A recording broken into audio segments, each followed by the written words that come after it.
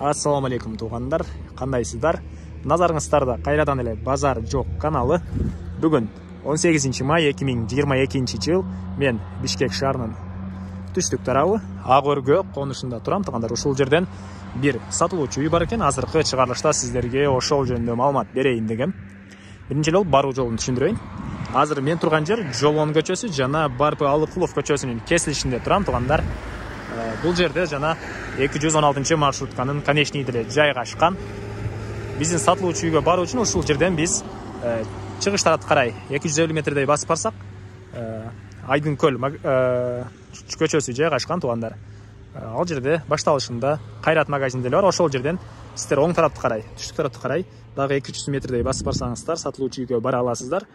Анан ал жагын калган жолду азыр видеонун жүрүшүнө дагы түшүндүрөм. Анан бул Барпы Алыкулов көчөсүнөн көптөгөн маршруткалар өтөт. Түндүктү карай, анан түштүктү карай. Түндүктү карай барсаңыздар сиздер Киркантфронго бара аласыздар. Ага чейин Ахунбаева, Гагарина көчөсүнө жетесиздер тугандар. Түштүктү карай басып барсаңыздар сиздер Селекционный көчөсүнө бара аласыздар. Тества, Кашка баш жана башка айылдарга түшүп кетсеңиздер болот. Андан ары мен сатылуучу үйгө карай жол алдым. Сиздер лайктан басып өз оюңуздарды комментарийге жазып коюңуздар тугандар. Мынакей тугандар. Бүгүнкү чыгарылыштагы сатылуучу үйгө да жетип келип калдым, жайгашкан жерине. Сиздер Айдын көл көчөсү менен түштүктү карай басып келип жатсаңыздар, мындай эки этаждык үйгө бара аласыздар. Ошолордун ортосунан батышты карай кирген мындай көчө бар. Ошол көчөдөн түз бара берсеңиздер, сол тарапта сатылуучу үй жайгашкан. Анан бул жерге сиздер кааласаңыздар селекция тараптан келсеңиздер деле болот. Кааласаңыздар бул жактан Алтынбаева тараптан деле мындайынан чыгып келсеңиздер болот. Мен сиздерге Барпы Алыкулов көчөсү менен ориентир бердим тугандар. Келүү жолун түшүндүргөнчө бүгүнкү чыгарылыштагы сатылуучу үйгө да жетип келип калдым. Бул мына бүгүнкү чыгарылыштагы сатылуучу үйдүн көчө тараптан көрүнүшү тугандар. Көрүп турганыңыздардай ворота орнотулган. Анан көчө тараптан кошуналар менен болгон аралыкка кирпич менен забор салыныптыр. Андан ары тугандар мектеп. Бул жерде 3 мектепке жакын экен. Тугандар бул үйүбүздүн жайгашкан жери 3 мектепке жакын экен. Садик, гос садик деле бар, частный садиктер деле бар экен. Андан ары короосуна кирип калган маалыматтарды берейин тугандар. Жеринин аянты 5,5 соток.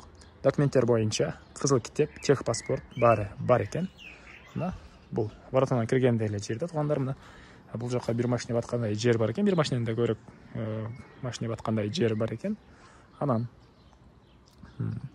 үй жөнүндө айтсак, бышпаган кирпич менен бүтүрүлгөн тугандар.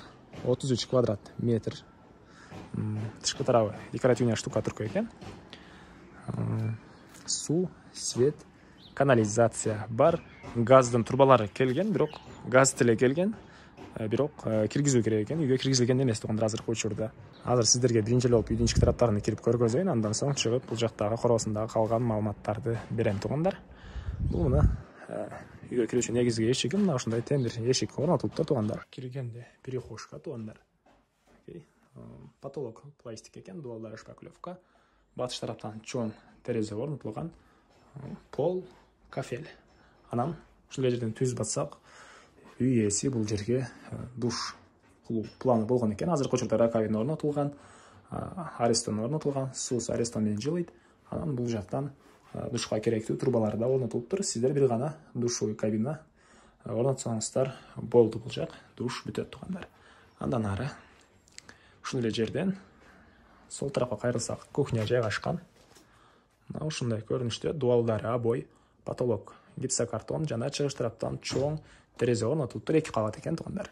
Анан мына ички тарабынан суу чыгарылып, раковина да орнотулган. Бул кухонный мебелдер калат экен. Бир гана холодильник менен бул диванды алып кетем, калган мебелдин баары калат дейт. Даже кири жуучу машина деле калат экен тугандар. Полу ламинат. Мына ушундай көрүнүштө. Андан ары эми ушул жерден түз өтсөк, бул жакта дагы бир бөлмө бар. Бул бөлмөнүн деле потологу гипсокартон, полу жыгачтан болгон пол, дуалдары обой экен. Жана батыш тараптан чоң жыгачтан болгон терезе орнотулуптур тугандар. Мына ушундай көрүнүштө.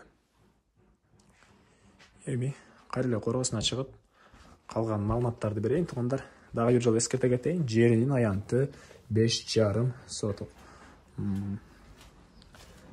Андан ары эми короосуна чыксак, азыр жаш бактар бар экен тугандар. Канализация центральный, газ деле бар. Бул жакта документтер боюнча тех паспорт деле, кызыл китеп деле бар экен. Дагы бир жолу эскерте кетейин. Алды тарабында мондай чакан навес. Анан ушул чакан навестин өйдө тарабына чыксак, узун турасы 10 болгон чоң үйгө расчет алынып, фундамент куюлуптур. Азыркы учурда бир аз мондай чөптөр басып кеткен учуру фундаментке арматуралар тышталып, мына эме үчүн, колонналар үчүн арматуралар деле тышталыптыр туугандар. Анан бул жерде мына мондай тротуар куюлган. Үйдүн тышкы тарабындагы туалетке баруу үчүн, туалетке чейин тротуар куюлган туугандар. Үйдүн тышкы тарабындагы туалет үйдүн эң бурчунда, батыш бурчунда жайгашыптыр. Жана алды тарабында көрүп турганыңыздардай жаш алма бактары, бул айба багы, биз тарапта бий деп коет. Мен Баткен областынан болом туугандар. Анан бул жакта жүзүм, өрүк багы, ал жакта черешня жана башка көрүп турганыңыздардай бактар бар экен. Ушул жерден эле аралап түз өтүп сиздерге баняны көргөзөйүн. Үйдүн чоп эле жей эле коеюн. Жакшы пышпай калыптыр. Бул жакта баня бар экен туугандар. Стенасы кирпич. Азыр ички тараптарын көргөзөйүн, бирок азыркы учурда үй ээси бул баняны иштетпейт экен. Негизи иштетем деген адам үчүн даяр эле баня. Үй ээси бул жерде азыркы учурда склад катары иштетет экен. Мына үй буюмдарын сактап койгон учуру туугандар. Дубалдары кафель экен көрүп турганыңыздардай. Потолок пластика. Полдор деле кафель. Мына ушундай көрүнүштө. Анан оттуну ал жагынан жагышат экен. Азыр аны деле көргөзөйүн. Печкасы деле даяр. Бир гана жайына орнотуу керек эгер сиз баняны иштетем десеңиз. Окей. Бул жагына отун кана жана банянын печкасынын отуну жагуучу жай ушул жакта болот экен туугандар. Мына ушундай көрүнүштө. Эмне маалымат калды туугандар? Бардык эле маалыматтарды бердим окшойт. Баасы $39,000 сурап атышат үй ээлери. Сүйлөшүү болот. Эсин номерин мен экранга калтырам. Звонок кылып сүйлөшүп көрүңүздөр туугандар. Анан негизги маалыматтарды дагы бир жолу эскерте кетейин. Кээде көңүл бурбай калган болсоңуздар, дагы бир жолу эскерте кетейин. Жердин аянты 5,5 соток. Үй 33 квадрат метр, 33,5 квадрат метр. Ак өргө конушу туугандар. Документтер боюнча кызыл китеп бар. Суу, свет бар, канализация центральный, газ бул жака келген, бир гана сиздер үйгө чейин киргизип алыңыздар керек. Баасы $39,000 сүйлөшүү болот. Эсин номерин экранга калтырам. Звонок кылып сүйлөшүп көрүңүздөр. Анан туугандар, достор менен, группалар менен бөлүшсөңүздөр, сиздер мага жер ээсине, үй ээсине чоң жардам берген болосуздар. Андыктан сиздерден суранат элек, группалар менен бөлүшүп коюңуздар туугандар. Анда эмесе мен сиздер менен коштошом. Кийинки чыгарышка чейин саламатта калыңыздар.